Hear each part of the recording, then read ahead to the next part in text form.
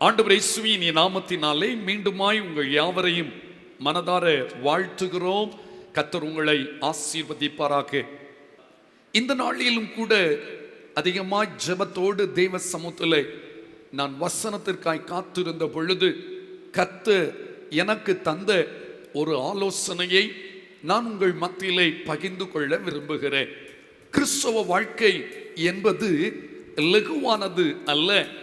அது வெறுமனே ஆசீர்வாதத்தை மட்டுமே அடைவதற்கான பாதை அல்ல, நித்திய ராஜ்யத்தையும் சுதந்தரித்துக் கொள்ளக்கூடிய ஒரு மேன்மையான பாதை என்பதை உங்களுக்கு அடையாளம் காட்டி தருவதற்கு பரிசுத்த ஆவியானவர் என்னை வழிநடத்தினார்.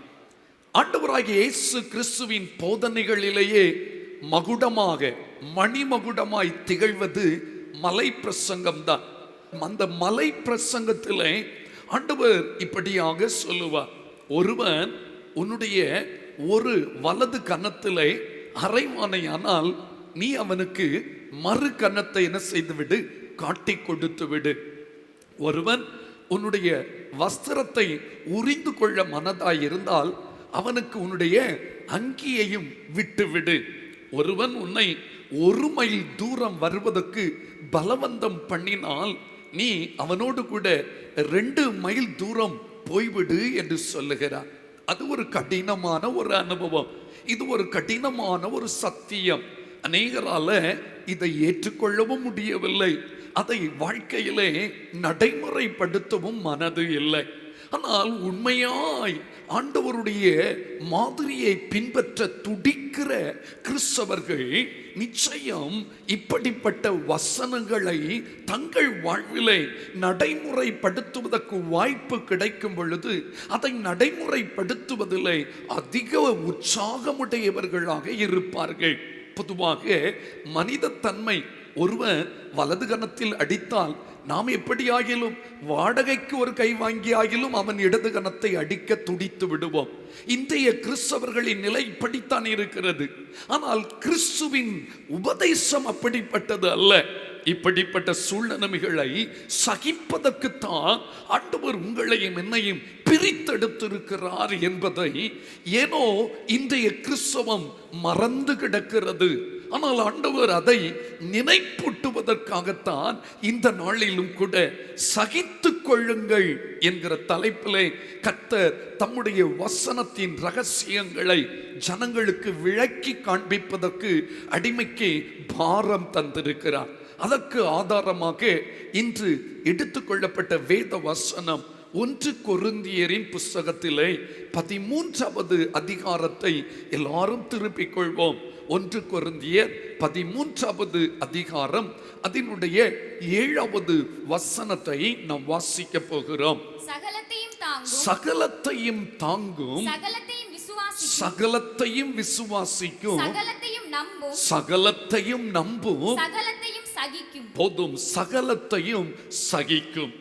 எது சகலத்தையும் தாங்கும், எது சகலத்தையும் விசுவாசிக்கும், எது சகலத்தையும் நம்பும், எது சகலத்தையும் சகிக்கும் என்றால் அங்கு சொல்லப்பட்டிருக்கிறது 4வது வசனத்திலே அன்பு என்று சொல்லப்பட்டிருக்கிறது. அன்பு எந்த ஒரு மனிதனுக்குள்ளே நிறைவாய் பூரணமாய் காணப்படுகிறதோ அந்த அன்பு நிறைந்த தேவ மனிதன் இந்த உலகத்திலே அனுமதிக்கப்படுகிற எல்லாவற்றையும் சகிக்கிறவனாய் சகிப்புத்தன்மை உடையவனாக மாறிவிடுகிறான் என்பதை இந்த வசனம் நமக்கு தெளிவுபடுத்துகிறது. கிறிஸ்தவத்தின் சாராம்சமே அன்புதானே, கிறிஸ்தவத்தின் அஸ்திவாரமே அன்புதாமே, கிறிஸ்து என்றாலே அன்பின் அடையாளம் தானே.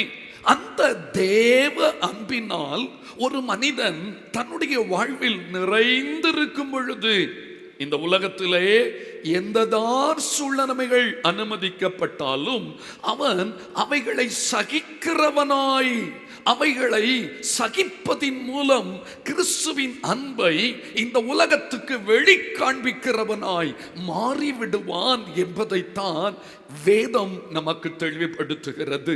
அன்பு இல்லாவிட்டால் நான் ஒன்றும் இல்லை என்று எழுதப்பட்டிருக்கிறது.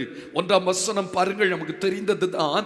நான் மனுஷர் பாஷைகளையும் தூதர் பாஷைகளையும் பேசினாலும் அன்பு எனக்கு இராவிட்டால் சத்தமிடுகிற வெண்கலம் போலவும் ஓசையிடுகிற கைத்தாழம் போலவும் இருப்பேன். நான் தீர்க்க தரிசன வரத்தை உடையவனாய் இருந்து சகல ரகசியங்களையும் சகல அறிவையும் அறிந்தாலும் மலைகளை பேர்க்கத்தக்கதாக சகல விசுவாசம் உள்ளவனாய் இருந்தாலும் அன்பு எனக்கு இராவிட்டால் நான் ஒன்றுமே இல்லை. எனக்கு உண்டான யாவற்றையும் நான் அன்னதானம் பண்ணினாலும் என் சரீரத்தை சுட்டரிக்கப்படுவதற்கு ஒப்பு கொடுத்தாலும் அன்பு எனக்கு இராவிட்டால் சொல்லுங்க, நான் எனக்கு ஒரு பிரயோஜனமோ இல்லை என்று எழுதப்பட்டிருக்கிறது. அங்கே கிறிஸ்தவத்தின் முழுமையான வெளிப்பாடே தெய்வீக அன்புதான். அந்த அன்பு இருந்தால் நாம் சகிப்போம். இன்றைய செய்தி அதுதான், சகித்து கொள்ளுங்கள். உலக வாழ்விலே அனுமதிக்கப்படுகிற எல்லாவற்றையும் நீங்களும் நானும் சகித்து கொள்ள வேண்டுமே ஒழிய அதற்கு எதிர்வினை ஆற்றுவதற்கு வேதம் ஒருபோதும் அனுமதி தரவில்லை. பாருங்கள், அருமையான இயேசுவோடு கூட 3.5 வருடம் உண்டு உறவாடி அற்புதங்களை கண்ணார கண்ட பேதுரு ஒரு கடினமான சூழ்நிலையில தன்னை எதிர்க்க வந்த தன்னுடைய இரட்சகரை பிடிக்க வந்தவர்களுக்கு எதிராக பட்டயத்தை எடுத்து அவனுடைய காதை வெட்டி விட்டான். அது அவனுக்குள் இருந்த சகிப்பு தன்மை இல்லாததை காண்பிக்கிறது. அவனிடத்துல சகிப்பு தன்மை இல்லை. ஆண்டவர் சகிப்பு தன்மையை குறித்து அநேக காரியங்களை கற்றுக் கொடுத்து இருக்கிறார். ஆனா அவனுக்குள்ள சகிப்பு தன்மை இல்லை, வெட்டி விட்டான். ஆனா எங்க ஆண்டவர் அந்த கடினமான சூழ்நிலையில தன்னை கொலை செய்ய வந்தவர்களுக்கு நன்மை செய்கிறார். அங்கே அவருடைய சகிப்பு தன்மையை காண முடிகிறது. என் ஆண்டவர் நினைத்தால், வேண்டிக் கொண்டால் ஏராளமான தூதர்களை தேவனாகிய கர்த்தர் என்ன செய்திருப்பார்? அனுப்பியிருப்பார். ஆனால் அவர் சொன்னதின்படி வாழ்ந்து காட்டுவதற்கு வாய்ப்பு வந்த பொழுது அதை அழகாய் வெளிப்படுத்தி விட்டார் ஐயா. அதுல ஒரு குறைவு இல்லாதபடி தன் சகிப்பு தன்மையை ஊரறிய விளங்க பண்ணினார். கடைசி வரை சொல்ல முடியும். அவரை மரணம் பிரித்தது வரையிலே அவரிடத்தில் வேகமாய் வெளிப்பட்டது, அந்த இறுதி நாட்களில் வெளிப்பட்ட ஒரே காரியம் எனதுதான் சகிப்பு தன்மை தான். கிறிஸ்தவர்களாகிய நீங்களும் நானும், இயேசுவின் வசனத்தை புரிந்தவர்களாகிய நீங்களும் நானும் அந்த சகிப்பு தன்மை உடையவர்களாய் இருக்கிறோமா? இதை நீங்கள் ஆராய்ந்து பார்க்க வேண்டும். சில காரியங்களை மட்டும் இந்த நாளிலே நான் வேதத்தில் இருந்து எவைகளை சகித்து கொள்ள வேண்டும் என்று ஒரு 4 காரியத்தை உங்களுக்கு வேகமாய் சொல்லித்தர விரும்புகிறேன். இந்த சகிப்பு தன்மை, இவைகளை சகித்து கொள்ளக்கூடிய அந்த தேவ அன்பின் நிறைவு நமக்குள்ளே பூரணமாய் இருக்குமேயானால் நாம் சகிப்போம். சர்வ வல்லவரின் சாயலை இந்த உலகத்துக்கு வெளிப்படுத்துவோம். சதா காலங்களிலும் அவரோடு கூட வாழும் பாக்கியசாலிகளாய் உயர்ந்து நிற்போம். அன்பு தெய்வ பிள்ளைகளே, இந்த நாளிலும் கூட வேதத்தில் இருந்து சில காரியங்களை நான் கற்றுத்தர விரும்புகிறேன். எவைகளை சகித்துக் கொள்ள வேண்டும்? 1 கொரிந்தியரின் புஸ்தகம் 6வது அதிகாரம் 7வது வசனம். 1 கொரிந்தியர் 6ஆம் அதிகாரம் அதனுடைய 7வது வசனம். நீங்கள் ஒருவரோடு ஒருவர் வழக்காடுகிறது எவ்விதத்திலும் குற்றமாயிருக்கிறது. அப்படி செய்கிறதை விட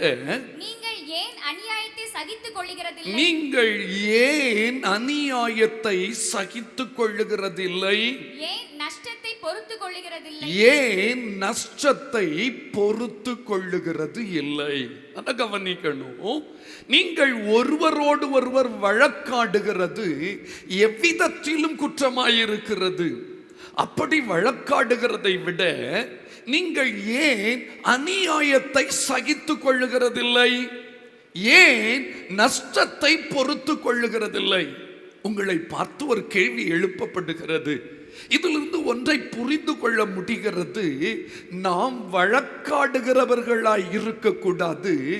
நம் பக்கம் நியாயம் இருந்தாலும் நமக்கு அநியாயம் இழைக்கப்பட்டாலும் வழக்காடுகிறதை விட்டுவிட்டு சகித்துக் கொள்வதற்கு நீங்களும் நானும் அழைக்கப்பட்டிருக்கிறோம் என்பதை நீங்கள் புரிந்து கொள்ள வேண்டும்.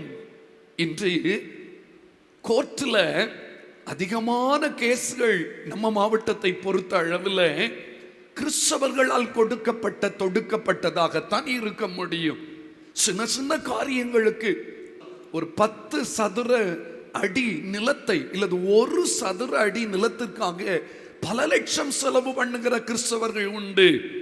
ஆண்டவர் சொல்லுகிறார், நீங்க ஐயா வழக்காடி கொண்டிருக்கிறீங்க. ஏன்? ஒருவேளை உங்களுக்கு அநியாயமே இழைக்கப்படட்டுமே, அந்த அநியாயத்தை நீங்கள் என்ன செய்ய வேண்டும்? சகித்து கொள்ள வேண்டும். உங்க பக்கம் நீதி இருக்குது, உங்க பக்கம் நியாயம் இருக்குது. ஆனா அதையும் தாண்டி வேதம் சொல்லுகிற ஆலோசனை ஒன்று நிற்கிறது. சகிப்பு தன்மையை இந்த இடத்துல வெளிப்படுத்துவதற்கு தேவன் அழைப்பு விடுக்கிறார். அன்பானவர்களே, உங்களை பற்றி பைபிள் என்ன சொல்லுது பாருங்க. அதே 1 கொரிந்தியர் புத்தகம் 6ஆம் அதிகாரம் 1வது வசனத்திலிருந்து சில வார்த்தைகளை நான் உங்களுக்கு சொல்ல விரும்புகிறேன். உங்களில் ஒருவனுக்கு வேறொருவனோட வழக்குண்டானால் வழக்காடும்படி அவன் பரிசுத்தவான்களிடத்தில் போகாமல் அநீதக்காரரிடத்தில் போக துணிகிறது என்ன? இந்த 1வது வசனத்தில் நிற்கிறேன். உங்களில் ஒருவனுக்கு இன்னொருவனோடு வழக்குண்டானால் வழக்காடும்படி அவன் எங்க போகணுமா? பரிசுத்தவான்கள் சபைக்குள்ள இருக்கிற மூப்பர்களிடத்துல போகணும். அதை விட்டுட்டு உலகத்துக்கு ஏன் நீ போக துணிகிறாய்? அது ஒரு துணிகரம். 2வது வசனம் பாருங்க. பரிசுத்தவான்கள் உலகத்தை நியாயம் தீர்ப்பார்கள் என்று நாம இந்த உலகத்தை என்ன செய்ய போகிறோம்? நியாயம் தீர்க்க போகிறோம். உலகம் உங்களால் நியாயம் தீர்க்கப்படுவதாய் இருக்க அற்ப வழக்குகளை தீர்க்க நீங்கள் சொல்லுங்க அபாத்திரரா என்று எழுதப்பட்டிருக்கிறது. 4வது வசனம். இந்த ஜீவனுக்கேற்ற வழக்குகள் உங்களுக்கு இருந்தால் தீர்ப்பு செய்கிறதுக்கு சபையில் அற்பமாய் எண்ணப்பட்டவர்களை நியமித்துக் கொள்ளுங்கள். உங்களுக்கு வெட்கம் உண்டாகும்படி இதை சொல்லுகிறேன். சகோதரனுக்கும் உண்டாக வழக்கை தீர்க்கத்தக்க விவேகி ஒருவனாகிலும் இல்லையா? சகோதரன் வழக்காடுகிறான், அவிசுவாசிகளுக்கு முன்பாகவும் அப்படி செய்கிறான். உலக மக்களுக்கு முன்னால விசுவாசிகள் 2 பேர் வழக்காடி சண்டை போட்டு கொண்டிருப்பது எவ்வளவு கேவலம், எவ்வளவு வெட்கம். அதற்கு பதிலாக உனக்கு இழைக்கப்படுகிற அந்த அநியாயத்தை, சக விசுவாசியினால் இழைக்கப்படுகிற அநியாயமாய் கூட இருக்கலாம், இல்லாவிட்டால் உலக மனிதர்களால் இழைக்கப்படுகிற அநியாயமாய் கூட இருக்கலாம். அந்த அநியாயத்தை நீ என்ன செய்ய வேண்டும்? சகித்து கொள்ள வேண்டும். ஏனென்றால் நம்முடைய உலகம் இந்த உலகம் அல்லவே அல்ல. இந்த உலகத்துல வாழணும்னா நம்ம அந்த சொத்துக்காக சண்டை போடலாம், அந்த அநியாயத்துக்காக தட்டி கேட்கலாம். ஆனா நம்முடைய உலகம் இந்த உலகம் அல்ல. வரப்போகிற நித்திய ராஜ்யத்திற்கு ஆயத்தப்படுகிற நீங்களும் நானும் இந்த உலகத்திலே அநியாயத்தை சகிக்கும்படியாய் அழைக்கப்பட்டிருக்கிறோம். அவங்க நிகர் சொல்லுவாங்க, உங்களுக்கு தெரியாது பாஸ்டர், நீதி நியாயத்துக்காக நம்ம நிமிர்ந்து நிற்கணும், போராடணும், சண்டை போடணும், அங்கே நியாயத்தை நிலைநாட்டணும். ஆனால் பைபிள் சொல்லுகிறது அநியாயத்தை நீங்கள் என்ன செய்ய வேண்டும்? சகித்து கொள்ள வேண்டும். அநியாயம் பண்றாங்களா, அநியாயமா பேசிட்டாங்களா, கோபப்படாதுங்க, எதிர்த்து நிற்காதுங்க, சாபம் போடாதுங்க, முறுமுறுக்காதுங்க. ஓகே, இதை சகிப்பதுதான் தேவ அன்பின் அடையாளம். அன்பு சகலத்தையும் என்ன செய்யும்? சகிக்கும். அன்பு பூர்ணமாக இருந்துன்னா, ஐயோ அவங்க தெரியாம செய்கிறாங்க, இல்லது தெரிந்தே செய்தா கூட போகட்டும், இதுல நம்ம ஒன்றும் கொண்டு போகிறதும் இல்லை, இந்த உலகத்திலிருந்து ஒன்றையும் சொல்லுங்க, உலகத்துக்கு ஒன்றும் கொண்டு வரவும் இல்லை, ஒன்றையும் கொண்டு போவதும் இல்லை. தேவ அன்பு மட்டும்தான் நிச்சயத்துக்கு வரும். தேவ அன்பு மட்டும்தான் ஒழியாதது, அழியாதது. அந்த தேவ அன்பினாலே நான் இந்த அநியாயத்தை சகித்து கொண்டு கிறிஸ்துவின் சாயலை மெய் கிறிஸ்தவன் என்பதை இந்த உலகத்துக்கு வெளிப்படுத்தி காட்டுவேன். இயேசு ஒரு உவமையை சொல்லி இருப்பாரு. அவருடைய திராட்சை தோட்டத்தில் வேலைக்காரர்களை அனுப்புறாரு. லேட்டா வந்தவங்களுக்கும் கடைசி டைம்ல வந்தவங்களுக்கும் ஒரே சம்பளம் கொடுத்தார். பாருங்க பாருங்க, மத்தேயு 20:12 பிந்தி வந்தவர்களாகிய இவர்கள் 1 மணி நேரம் மாத்திரம் வேலை செய்தார்கள். பகலின் கஷ்டத்தையும் வெயிலின் உஷ்ணத்தையும் சகித்த எங்களுக்கு இவர்களை சமமாக்கினீரே என்று என்ன செய்தார்கள் சொல்லுங்களா? முறுமுறுத்தார்களாம். இது தவறு என்று ஆண்டவர் சொல்லுகிறார். நாம சில இடங்களில் நமக்கு அநியாயம் இழைக்கப்பட்ட உடனே இப்படி சொல்லுவோம், எல்லாம் ஆண்டவர் பார்த்துக்கிறார், மேல ஒருவர் இருக்கார்ல, அவர் உங்களை சும்மா விட மாட்டார், அப்படியெல்லாம் நம்ம பேசிட்டு வரோம். நோ, அப்படி சொல்லக்கூடாது. அநியாயத்தை சகிப்பதற்குத்தான், அநியாயத்தை சகித்தவர் அடையாளமாய் நமக்கு முன்பதாய் நிற்கிறார். கிறிஸ்தவத்தின் அடிச்சுவடுகள், அன்பின் அடையாளங்கள், மறந்து விடாதுங்க. இரண்டாவதாக எவைகளை சகிக்க வேண்டும்? எபிரேயர் 12:7 நீங்கள் சிட்சையை சகிக்கிறவர்களாய் இருந்தால், நீங்கள் சிட்சையை சகிக்கிறவர்களாய் இருந்தால் தேவன் உங்களை புத்திரராக எண்ணி நடத்துகிறார். புத்திரராக எண்ணி நடத்துகிறார். தகப்பன் சிட்சியாத புத்திரன் உண்டோ? தகப்பன் சிட்சியாத புத்திரன் உண்டோ? இரண்டாவது நீங்கள் சகிக்க வேண்டியது எது தெரியுமா? சிட்சை. எல்லாரும் சொல்லுங்க, என்ன? கொஞ்சம் சத்தமா சொல்லலாம். சிட்சையை சகிக்க வேண்டும். சிட்சை என்று சொன்னா அது சரியான தமிழ் சொல்லுல சொல்லுவோம், ஏன்னா தண்டனையை, அடியை தண்டிக்கும் போது அந்த தண்டனையை என்ன செய்ய வேண்டும் சொல்லுங்க? சகிக்க வேண்டும். ஏன் ஆண்டவர் தண்டனை தருகிறார்? அவர் நம்மை யாராய் எண்ணி நடத்துகிறார்? அவருடைய சொந்த பிள்ளையாக. இன்றைய சமுதாயத்தில் தண்டிப்பதை சந்ததிகள் விரும்பவே இல்லை. சிறு பிள்ளைகள் தான் விரும்பவில்லை என்றால், பெரியவர்களும் ஆண்டவர் தன்னை பிள்ளையாக எண்ணி தவறு இழைக்கும் பொழுது தண்டிப்பதை விரும்பவில்லை.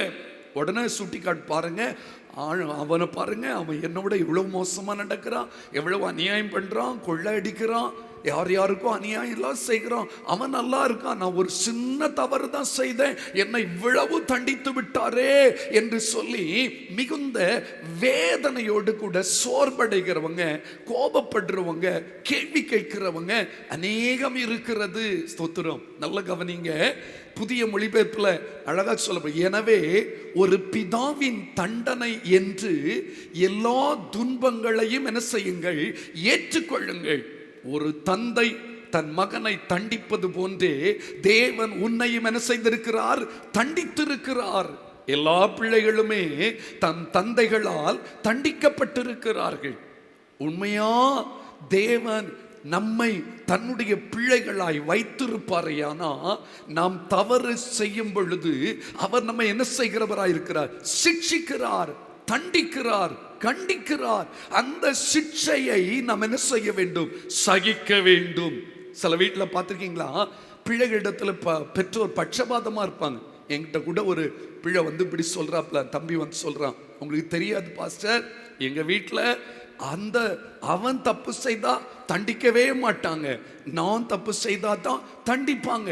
இதோட கொடுமை இன்னொரு வீட்டில் சொல்றாங்க, அவன் கலரா இருக்கான்ல, அதனால அவன் என்ன தப்பு செய்தாலும் அவனை தண்டிக்க மாட்டாங்க, நான் லேசா ஒரு தப்பு செய்தா போதும் என்ன தண்டித்து விடுவார்கள்.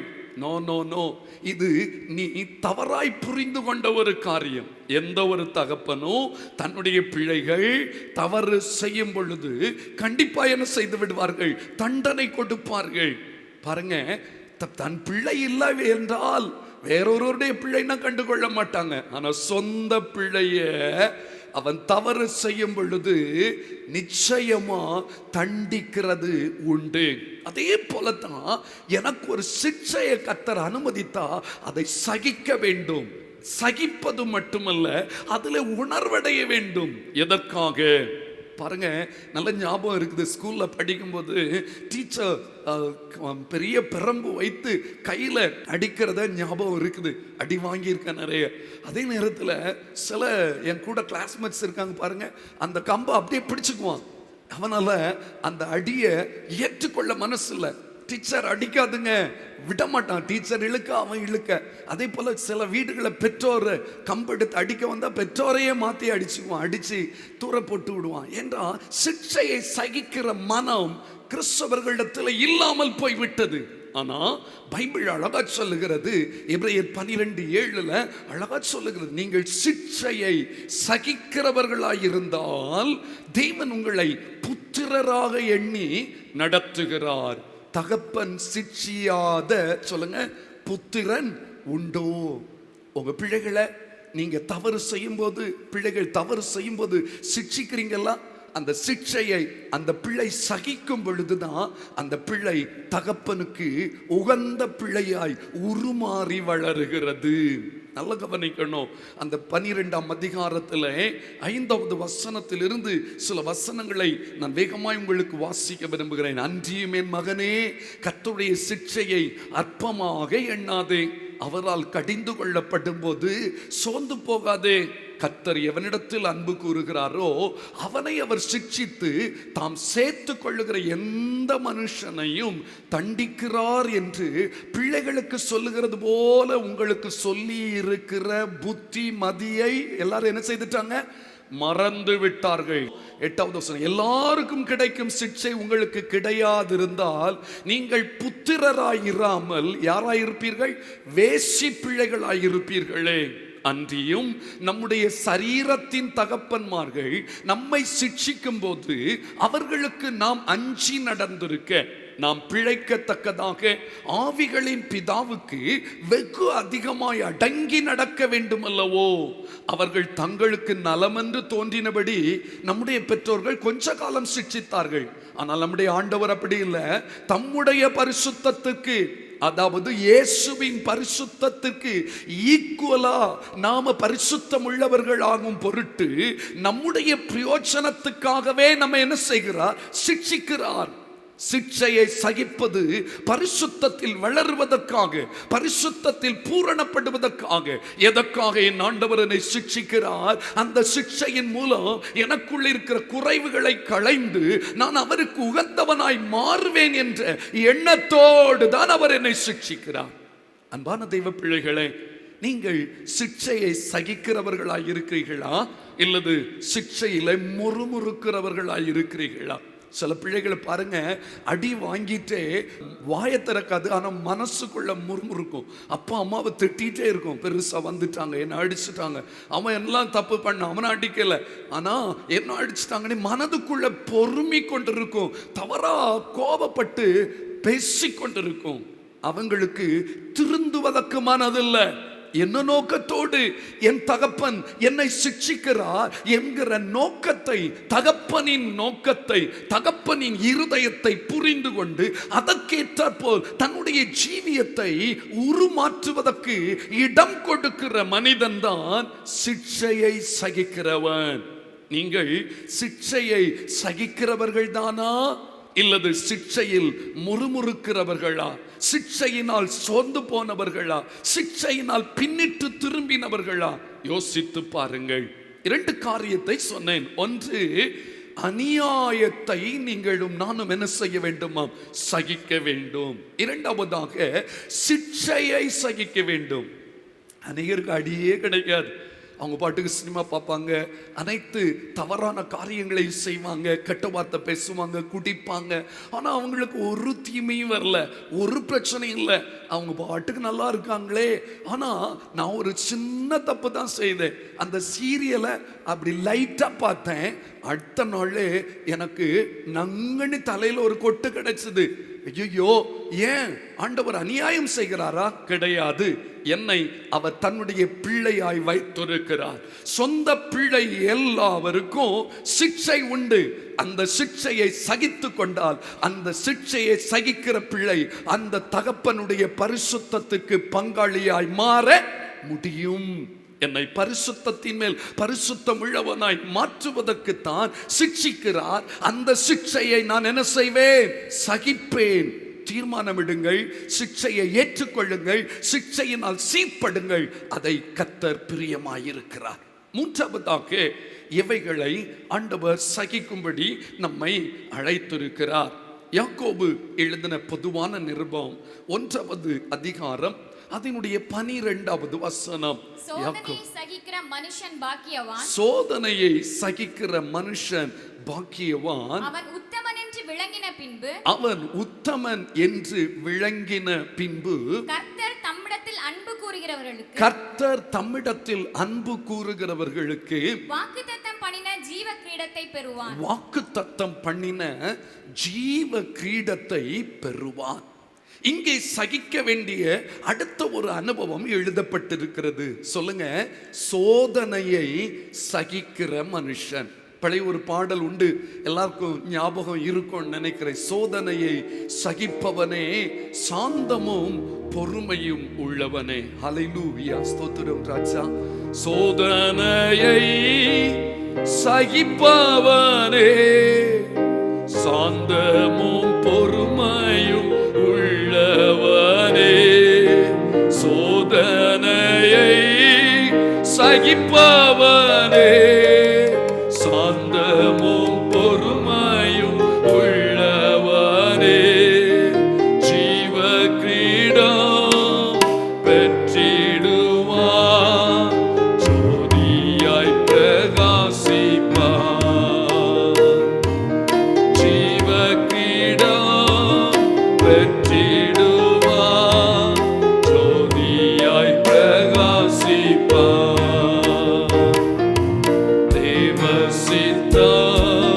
நிறைவேற எனையும் ஒப்படைக்கிறே.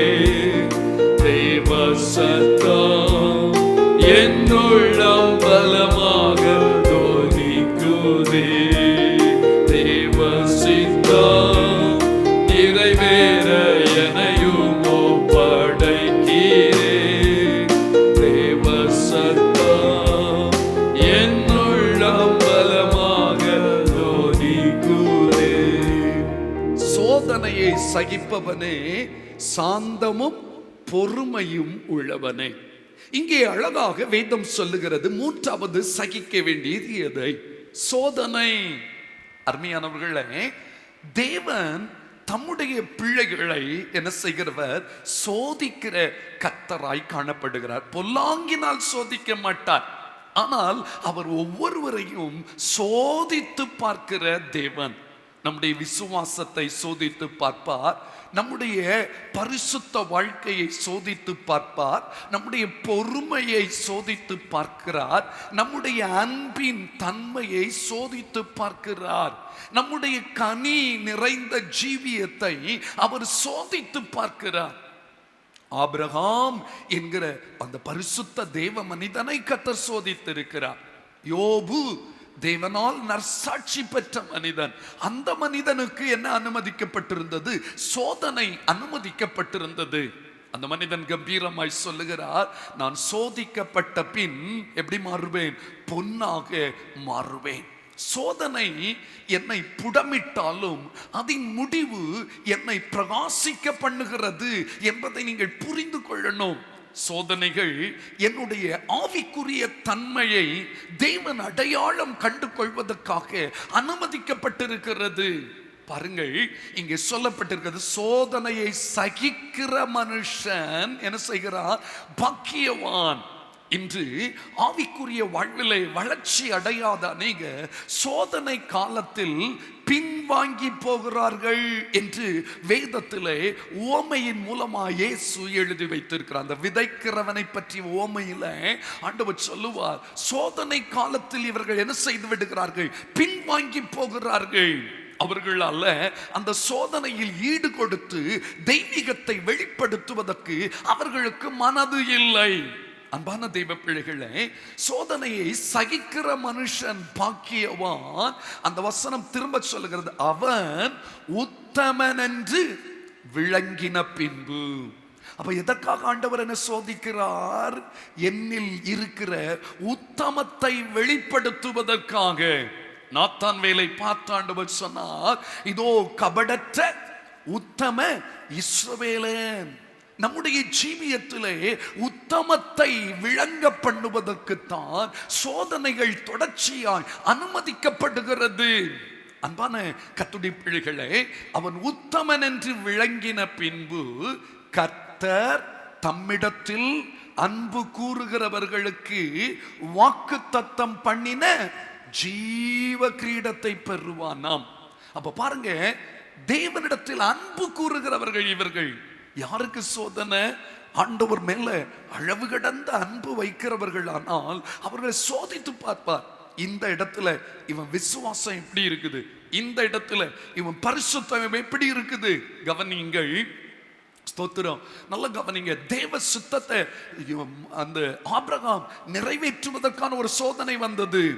ஸ்தோத்திரம், கடினமானது. அதுல ஒரு முறை ஜெயித்தான். ஆனா முதல் முறை அந்த வீட்டுல மனைவி சொல்றாப்ல, ஐயா நீங்க என்னால இனி உங்களுக்கு ஒரு குழந்தை பெற்றுத்தர முடியாது, ஆகவே என் வேலைக்காரியை எடுத்துக்கொள்ளும். அது ஒரு சோதனை. அந்த இடத்துல தோற்று போயிட்டாங்க. அந்த சோதனையில நோ நோ இல்ல, தேவ சுத்தம் உன்னுடைய கர்ப்பத்தில் இருந்து ஒரு வாக்குத்தத்த புத்திரனை கொண்டு வரது தானே. தைரியமா இருந்திருக்கலாம், கம்பீரமா இருந்திருக்கலாம். அதுல சற்று ஒரு அவிசுவாசம் அவனுடைய தோல்விக்கு வழிகாட்டியது. ஆனால் மகனை பலி செலுத்த கர்த்தர் கேட்ட பொழுது அந்த சோதனையிலே ஜெயித்து விட்டான். பாருங்கள், அந்த யோசேப்புக்கு ஒரு சோதனை வைக்கப்பட்டது. அந்த சோதனையிலே அவன் பரிசுத்தவான் என்று நிரூபித்து விட்டான். தானியேலுக்கு சோதனை வைக்கப்பட்டது. அந்த சோதனையிலே அவன் தீட்டுப்படாதபடி தன்னை காத்து கொண்டான். சாத்ராக், மேஷாக், ஆபேத்நேகோவுக்கு ப்ரமோஷன் அடைவதற்கான ஒரு சோதனை வைக்கப்பட்டது. ஆனால் அந்த சோதனையில விக்கிரகத்துக்கு இடம் கொடாதபடி வல்ல தேவனுக்கு உண்மையாய் அந்த சோதனையை, அக்கினி சூளையை அவன் சகித்தபடியினாலே ஆச்சரியமாய் தேவனிடத்திலிருந்து மேன்மையை அந்த மனிதர்கள் பெற்றார்கள். தேசத்திலே ஒரு அசைவை உண்டு பண்ணினார்கள். இன்னும் யோபுவின் வாழ்விலே சோதனை வந்த பொழுது மனைவி நிலைகுலைந்து போனது உண்மை. ஆனால் யோபு தன் உத்தமத்தில் எப்படி இருந்தான்? உறுதியாயிருந்தபடியினாலே இரண்டத்தனியான ஆசீர்வாதம்.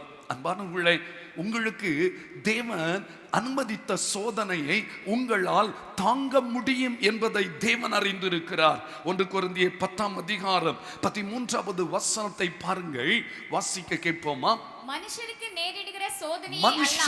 நேரிடுகிற சோதனையே அல்லாமல் வேறே சோதனை உங்களுக்கு நேரிடவில்லை. தேவன் உண்மை உள்ளவராய் இருக்கிறார்.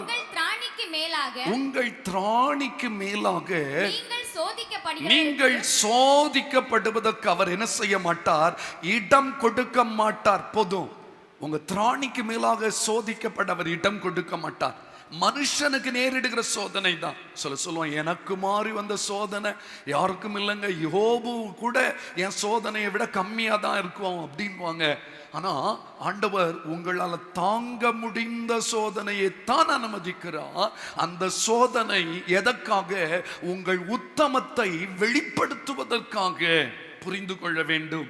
1 பேதுருவின் புத்தகம் 1வது அதிகாரம் 6-7 வசனங்களை வாசிக்க கேட்போமா? இதிலே நீங்கள் மிகவும் சந்தோஷப்படுகிறீர்கள் என்றாலும் துன்பப்பட வேண்டியது அவசியமானதால் இப்பொழுது கொஞ்ச காலம் பலவிதமான சோதனைகளினாலே, பலவிதமான தொடர்ச்சியான சோதனைகளினாலே துக்கப்படுகிறீர்கள். அழிந்து போகிற பொன் அக்கினியினால் சோதிக்கப்படும். அதை பார்க்கிலும் அதிக விலையேற பெற்றதாய் இருக்கிற உங்கள் விசுவாசம் சோதிக்கப்பட்டு இயேசு கிறிஸ்து வெளிப்படும் போது உங்களுக்கு புகழ்ச்சியும் கனமும் மகிமையும் உண்டாக காணப்படும். எல்லாரும் சொல்லுங்க, உங்களுக்கு என்னெல்லாம் வருமா? புகழ்ச்சி, கனம், மகிமை உண்டாகும். அப்படியானால் சோதனையை சகிப்பதின் மூலம், உத்தமத்தை உறுதிப்படுத்துவதின் மூலம் இயேசுவின் வருகையிலே நமக்கு புகழ்ச்சி, கனம், மகிமை உண்டாகும். ஆகவே சோதனை காலத்தில் பின்வாங்கி போகாதிருங்க.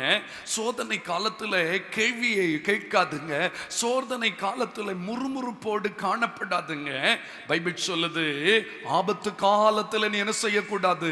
சோர்ந்து போகவே கூடாது. உற்சாகமா இருக்கணும், என்னதான் வரட்டுமே. அப்போஸ்தலனாகிய பவுலுடைய வாழ்வில் எவ்வளவு கடினமான சோதனைகள் வந்த பொழுதும் சவால் விடுகிறார். கிறிஸ்துவின் அன்பை விட்டு என்னை பிரிப்பவன் யார் என்று சொல்லுகிறார். சோதனைகள் நம்மை இன்னும் உறுதிப்படுத்தணும் விசுவாசத்தில். சோதனைகள் இன்னும் பரிசுத்த வாழ்க்கையை கட்டி எழுப்பணும். சோதனையானது இன்னும் என்னை ஒரு சாதனையாளனாய் உருமாற்ற வேண்டும். அன்புக்குரியவர்களே, இந்த நாளிலும் கூட நீங்கள் அனுமதிக்கப்பட்ட சோதனையை சகித்து உத்தமத்தை வெளிப்படுத்துகிறதுல முன்னேற்றம் கண்டு கொண்டிருக்கிறீர்களா? யோசித்து பாருங்கள். 3 காரியம். ஒன்றாவதாக, அநியாயத்தை நாம் சகிக்க வேண்டுமா? இரண்டாவதாக, சிட்சையை சகித்து அவருடைய பரிசுத்தத்துக்கு பங்காளியாய் மாற வேண்டுமா? மூன்றாவது, சோதனையை சகித்து உத்தமத்தை வெளிப்படுத்தி ஜீவ கிரீடத்தை சுதந்தரிக்கிறவர்களாய் மாற வேண்டுமா? நான்காவது மற்றும் கடைசியாக 2 தீமோத்தேயுவின் புஸ்தகம் 2ஆம் அதிகாரம் அதனுடைய 12வது வசனத்தை நாம் வாசிக்க கேட்போமா? அவரோட கூட பாடுகளை சகித்தோமானால், எல்லாரும் சேர்ந்து வாசித்தால் நலமாயிருக்கும். அவரோட கூட பாடுகளை சகித்தோமானால் அவரோட கூட ஆளுகையும் செய்வோம். அவரோட கூட ஆளுகையும் செய்வோம். போதும், நல்ல கவனிங்க. இங்கே ஒன்றை சகிக்க ஆண்டவர் எழுதி வைத்திருக்கிறார். என்ன? அவரோட கூட பாடுகளை சகித்தோமானால். பாருங்க, இந்த செய்தி இந்த நாளிலே மறக்கப்பட்ட ஒரு செய்தியாய், மறுக்கப்பட்ட ஒரு செய்தியாய் அநேக ஆண்டவரை அறிந்தவர்களுக்கு கூட தோன்றுகிறது. ஒரு நாள்ல பாடுகளில் பாடுங்கள் என்பதுதான் வேத சத்தியம் என்பதை பரிசுத்தவான்கள் பிரசங்கித்தார்கள். இப்பொழுது ஆசீர்வாதத்தில் மகிழுங்கள் என்கிறதை மட்டுமே முன்னிறுத்துகிற பிரசங்கங்களை நாம் கேள்விப்பட்டு கொண்டிருக்கிறோம். ஆனால் இயேசுவோ சிலுவையின் பாதையின் வழியாகத்தான் சிங்காசனத்தை சென்றடைந்தார் என்பதை அடையாளம் காட்ட உண்மையான தேவ ஊழியர்கள் தவறிவிட்டபடியினாலே கிறிஸ்தவம் தன்னுடைய சாராம்சத்தை இழந்திருக்கிறது.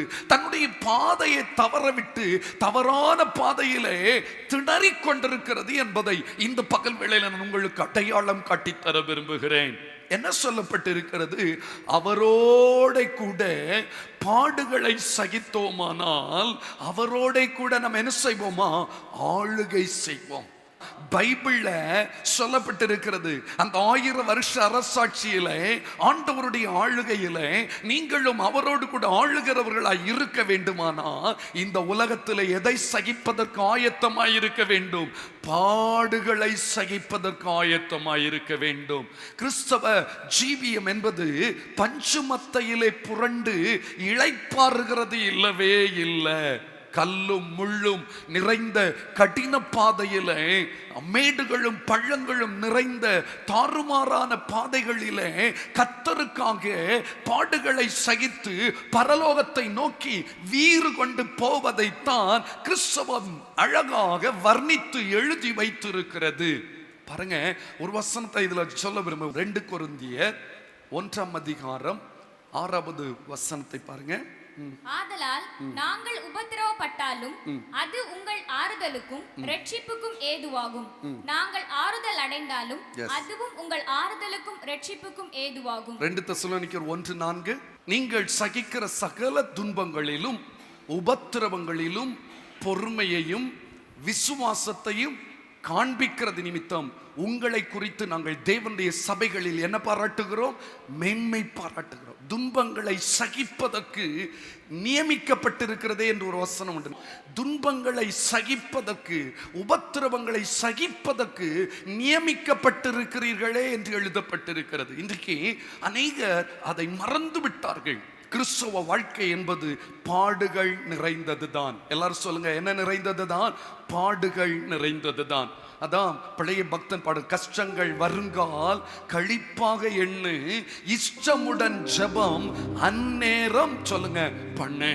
கிறிஸ்தவத்திலே இயேசுவை ஏற்றுக்கொண்டது நிமித்தம், இயேசுவுக்காக வாழ்வது நிமித்தம், வசனத்தின்படி ஜீவிப்பது நிமித்தம் இந்த உலகம் நம்மை பகைக்க தான் செய்யும். இந்த உலகம் நம்மை பாடுகளுக்கு உட்படுத்த தான் செய்யும். இந்த உலகம் நம்மை காயப்படுத்த தான் செய்யும். இந்த உலகம் நம்மை துன்பப்படுத்த தான் செய்யும். உபத்திரவங்கள் அனுமதிக்கப்பட தான் செய்யும். அதன் நடுவிலே இயேசுவின் பின்னே போக துணிந்தே பின்னோக்கே நான் கஷ்டங்கள் வந்தாலும் நஷ்டங்கள் நேர்ந்தாலும் ஆண்டவரோடு கூட வாழுவேன். அழகா சொல்லப்படுது பாருங்க, அது எழுதியிருக்கேன். 1 தெசலோனிக்கேயர் 3வது அதிகாரம் 1-3 வரை குறித்த பொழுது அங்கே 3வது வசனம் இப்படி சொல்ல, இப்படிப்பட்ட உபத்திரவங்களை சகிக்க நாம் நியமிக்கப்பட்டிருக்கிறோம் என்று நீங்கள் அறிந்திருக்கிறீர்களே. உபத்திரவங்களை சகிக்க வேண்டும். பாடுகளை சகிப்பதற்கு தான் நீங்களும் நானும் நியமிக்கப்பட்டிருக்கிறீங்க. எதற்காக ஆண்டவர் இந்த உலகத்துல ஆண்டவர் நம்ம அப்பாயின்மெண்ட் பண்ணி வைத்திருக்கிறார் தெரியுமா? பாடுகளையும் உபத்திரவங்களையும் சகிப்பதற்காகத்தான். ஒருவேளை இனி வரும் காலம் கொடிதாகத்தான் இருக்கும். இனி வரும் ஆட்சிகள் நமக்கு பல விதங்களில் பாதிப்பாகத்தான் இருக்கும். கிறிஸ்தவர்களாய் இருப்பதினால் ஒரு மனிதன் பாடுபடுவானேயானால் அவன் என்ன செய்யக்கூடாது தெரியுமா? வெட்கப்படக்கூடாது என்று எழுதப்பட்டிருக்கிறது. பாடுகள் அநேகவற்றை நமக்கு கற்றுத்தருகிறது. பாடுகள் நமக்குள்ளே அநேக மாற்றங்களை உண்டு பண்ணுகிறதாய் காணப்படுகிறது. ஸ்தோத்திரம். இன்றைக்கும் உங்களோடு கூட கர்த்தர் பேசுகிறார். எதற்காக நீங்களும் நானும் அழைக்கப்பட்டிருக்கிறோம் தெரியுமா? பாடுகளை சகிப்பதற்காய் தேவன் நம்மை அழைத்திருக்கிறார். எபிரேயருக்கு எழுதின நிருபம் 10ஆம் அதிகாரம் அதனுடைய 32வது வசனத்தை பாருங்க. முந்தின நாட்களை நினைத்துக் கொள்ளுங்கள், நீங்கள் பிரகாசமாக்கப்பட்டிருந்த அந்த நாட்களில் உபத்திரவங்கள் ஆகிய மிகுந்த போராட்டத்தை என்ன செய்தீர்களே? சகித்தீர்களே.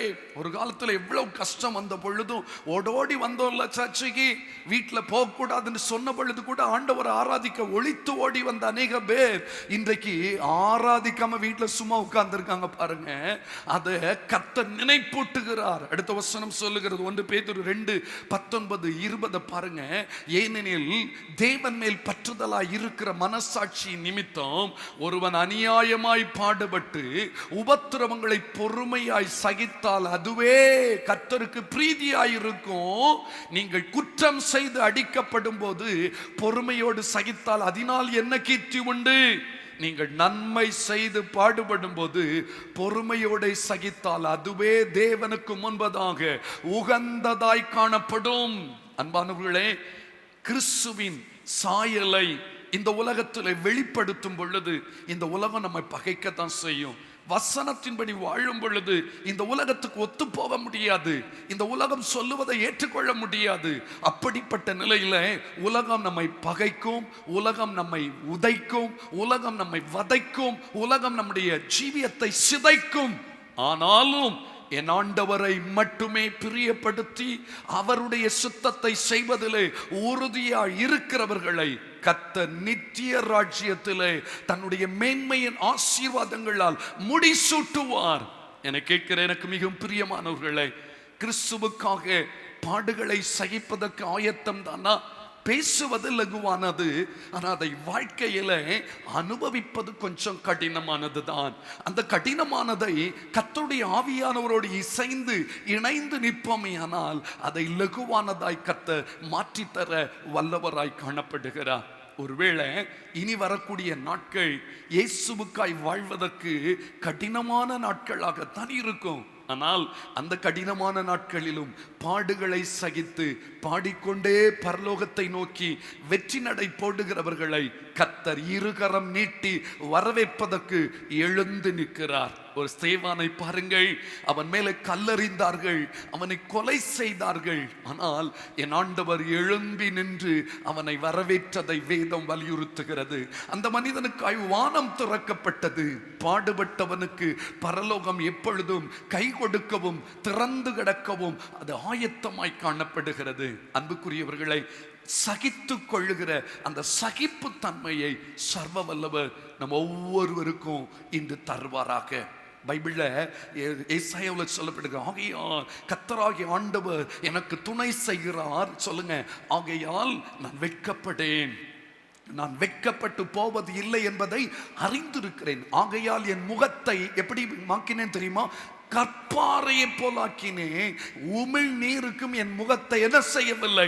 மறைக்கவில்லை. என்ன வேணாலும் வரட்டும், இயேசு என்னோடு கூட இருக்கிறார், இயேசு என்னோடு கூட இருக்கிறார். நான் இயேசுவுக்காக வாழ்வேன். அது கஷ்டமா இருக்கலாம், நஷ்டமா இருக்கலாம், வேதனையா இருக்கலாம், ஒருவேளை மரணமாய் கூட இருக்கலாம். அதன் நடுவில் பாடுகளை சகிப்பவர்களை பரலோக தேவன் அவ்வளவு சந்தோஷமாய் தன்னோடு கூட சேர்த்துக் கொள்ள ஆயத்தமாய் இருக்கிறார். 4 காரியங்களை சகிப்பதற்கு கர்த்தர் நமக்கு இன்று அறிவுறுத்தி இருக்கிறார். 1, அநியாயம்தான் இழைக்கப்படுகிறதா? அந்த அநியாயத்தை நீங்கள் சகிப்பதற்கு அழைக்கப்பட்டவர்கள். சிட்சை, ஆமென், சகிப்பதற்கு நீங்கள் அழைக்கப்பட்டவர்கள். ஏனென்றால் அவர் உங்களை பிள்ளையாய் எண்ணுகிறார். 3, சோதனையை சகிப்பதற்கு அழைக்கப்பட்டவர்கள். எதற்கு? உங்களை உத்தமனாக்க அவர் விரும்புகிறார். பாடுகளை சகிப்பதற்கு அவர் உங்களை அழைத்திருக்கிறார். எதற்கு? பாடுகள் தான் பரலோகத்தின் பாதை என்பதை விளங்கச் செய்வதற்காக. என அன்பானவர்களே, இதுவரையிலே உங்களுக்குள்ளே இந்த சகிக்கும் தன்மை இல்லாவிட்டால், ஆண்டவரே, அநியாயத்தை சகிக்க, சிட்சையை சகிக்க, சோதனையை சகிக்க, பாடுகளை சகிக்க எனக்கு கிருபை தாரும் என்று சொல்லி பரம தேவனை நோக்கி கேட்போமா? பரலோகம் நமக்கு அந்த சகிப்பு தன்மையை நிச்சயம் தரப்போகிறது. அன்பு சகலத்தையும் சகிக்குமா? அந்த தேவ அன்பினால் ஒரு தேவ பிள்ளை நிரப்பப்பட்டிருந்தால் அந்த மனிதன் இந்த உலகத்துள்ள எல்லாவற்றையும் சகித்து கிறிஸ்துவின் சாயலை இந்த உலகத்துக்கு வெளிப்படுத்தி கிறிஸ்துவின் நாளிலே அவரோடு கூட பறந்து செல்கிற மணவாட்டியாய் மாறிவிடுவான். என்ன தீர்மானம் எடுப்போமா? சகிப்பு தன்மையை பெற்றுக்கொள்வ சர்வ வல்லவருடைய பலத்தை நாடுவோமா? கெஞ்சி ஜெபிப்போம். நிச்சயம் அவர் இந்த சகிக்கும் தன்மையை நம்ம ஒவ்வொருவருக்கும் தந்து அவரோடு கூட நம்மை சேர்த்துக் கொள்வார். ஜெபம் செய்வோமா? ஹல்லேலூயா. எல்லாரும் கண்களை மூடுவோமா? பாடுபட்டோர்க்கு பலனளிப்பாரே, பாடுபட்டவதாமே, பாடுபட்டோர்க்கு பலனளிப்பாரே, பாடுபட்டவதாமே. கூடும் நமக்கோ குறைவில்ல பலனை பூவிய கொடுத்திடுவார். கூடும் நமக்கோ குறைவில்ல பலனை பூவிய கொடுத்திடுவார். வேகமீதில் இயேசு ராஜன் வேகம் வாராரே. வேகமீதில் இயேசு ராஜன் வேகம் வாராரே. ஆயத்தமுள்ளோரை ஆகாயம் சேர்க்க அவரே வாராரே. ஆயத்தமுள்ளோரை ஆகாயம் சேர்க்க அவரே வாராரே. வேகமீதில் இயேசு ராஜன் வேகம் வாராரே. வேகமீதில் இயேசு ராஜன் வேகம் வாராரே. ஹல்லேலூயா. ஒரு விசை நம்மை ஆராய்ந்து பார்ப்போமா? என் தெய்வம் நம்மோடு கூட இந்த வேளையில மிக தெளிவாய் பேசி இருக்கிறார். அன்பு சகலத்தையும் சகிக்குமா? அநியாயத்தை சகிக்க வேண்டுமா? சிட்சையை சகித்து அவருக்கு உகந்தவர்களாய் மாற வேண்டுமா? சோதனையை சகித்து அவர் விரும்புகிற பரிசுத்தத்தை வெளிப்படுத்த வேண்டுமா? அது மட்டுமல்ல, பாடுகளின் வாயிலாக பரலோகத்தை நோக்கி சீராக முன்னேற வேண்டுமா? பாடுபட்டவர்களுக்கு பலனளிக்கிற பரிசுத்த தேவன் உங்களை வரவேற்கும்படி ஆயத்தமாயிருக்கிறார். ஏன் இந்த பாடுகள் என்று முறுமுறுப்பதை விட்டுவிட்டு, இந்த பாடுகள் என்னை பரலோகத்துக்கு கொண்டு சேர்க்கும் படிகள் என்பதை உணர்ந்தால் நாம் முறுமுறுக்க மாட்டோம், நாம் சோர்ந்து போக மாட்டோம். முன்னிலும் அதிகமாய் அவர் அனுமதித்த சகல பாதைகளையும் சகித்து அவரை வெளிப்படுத்துவோம். கர்த்தர் உங்களை ஆசீர்வதிப்பாராக. நல்ல ஆண்டவரே, உம்முடைய குமாரனாகிய இயேசுவின் நாமத்திலே இந்த வேளையில கிருபாசன தண்டைகளை நெருங்கவும், உம்முடைய சமூகத்திலே உம்மை ஆராதிப்பதற்கும், உம்முடைய சத்தத்தை கேட்டு சகிப்பு தன்மையை அடைவதற்கும் நீர் எங்களை வழிநடத்தினபடியால் உமக்கு ஸ்தோத்திரம். கேட்ட வசனங்களின் வாயிலாய் உணர்வடைந்த ஒவ்வொருவரும் சகிப்பு தன்மையினால் முதிர்ச்சி அடைந்து அன்பு சகலத்தையும் சகிக்கும் என்கிற வசனத்தின் நிறைவேறுதலாய் இவர்கள் காணப்படுவார்களாக. இந்த ஆராதனையில இணையதளத்தின் மூலமாய், தொலைக்காட்சியின் மூலமாய் பங்கெடுத்த ஒவ்வொரு தனிநபர், அப்படியே குடும்பாங்கத்தினர்கள், பிள்ளைகள், செய்கிற வேலை, தொழில், வியாபாரங்கள், பிள்ளைகளுடைய படிப்புகள், எதிர்கால திட்டங்கள் அனைத்தையும் என் ஆண்டவர் ஆசீர்வதியும். இந்த வாரம் முழுவதும் நன்மையும் கிருபையும் தொடரட்டும். போக்குவரத்து பிரயாணங்களில் உடைய பாதுகாப்பு இருக்கட்டும். கர்த்தர் தாமே தம்முடைய பிள்ளைகளோடு கூட இருப்பது மட்டுமல்ல, அவர்களுக்குள்ளே பரிசுத்த ஆவியானவர் அந்த சகிப்பு தன்மையை, அன்பின் பூரணத்தினால் வெளிப்படுகிற அந்த சகிப்பு தன்மையை கொடுத்து, ஆண்டவரே, அநியாயத்தை சகிக்கிறவர்களாய், சிக்ஷையை சகிக்கிறவர்களாய், சோதனையை சகிக்கிறவர்களாய், பாடுகளை சகிக்கிறவர்களாய், மொத்தத்தில் பரலோகத்துக்கு உகந்தவர்களாய் உருமாற்றமடைய உன்னத ஆவியானவர் நடத்துவீராக. சகல மகிமை, கனம், துதி உமக்கே உரியது. உமக்கே செலுத்துகிறோம்.